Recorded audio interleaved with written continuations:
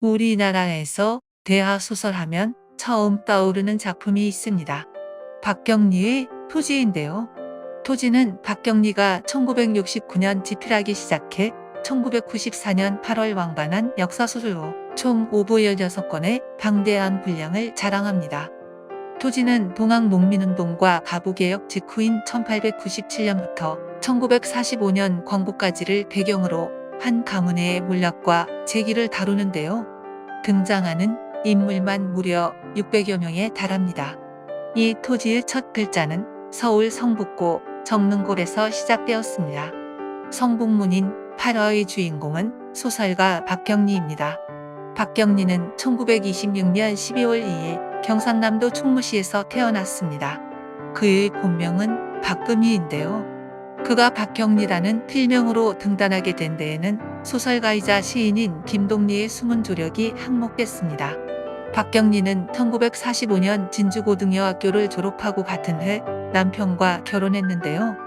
6.25 이후 남편이 서대문형무소에서 수감되었다가 사망하고 연이어 3살 난 아들을 잃게 되면서 슬픔과 고독에 빠집니다.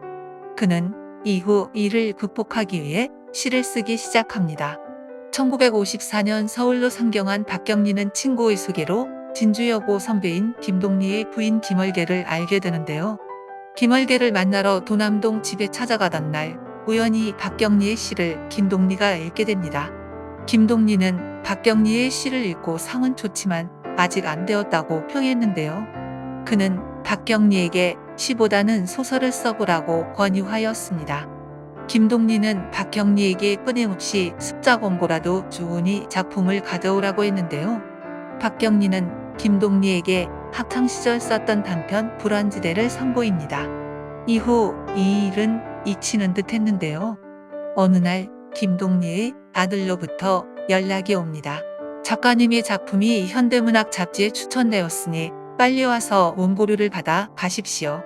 알고 보니 김동리의 추천으로 자신도 모르는 사이 자신의 작품이 1955월 8월자 현대문학에 실렸던 건데요.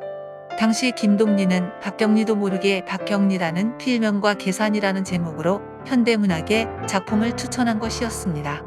당시 정식으로 작가로 등단하려면 작품을 2번 추천받아야 했는데요. 이듬해 8월에 흑흑백백이 현대문학에 추천받으면서 박금희는 박경리라는 필명으로 본격적으로 작가 활동을 시작합니다.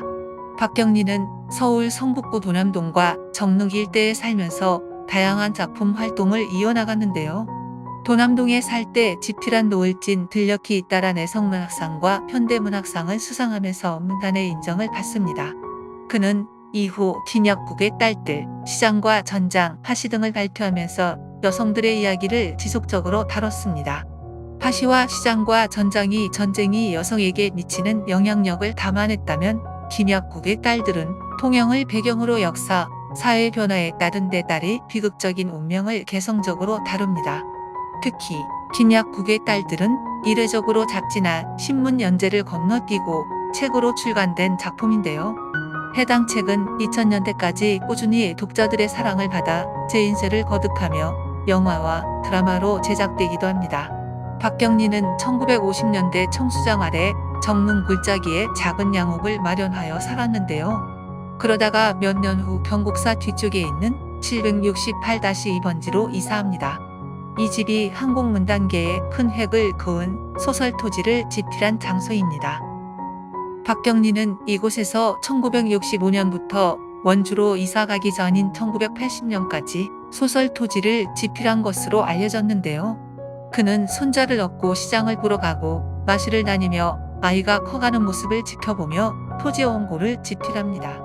당시 박경리가 살았던 가옥이 현재도 고스란히 그때의 흔적을 가지고 있는데요. 집 주변에서는 당시 박경리가 집필한 토지를 기념하는 벽화들이 그려져 있는 것을 확인할 수 있습니다. 박경리의 토지는 5부로 나뉘는데요.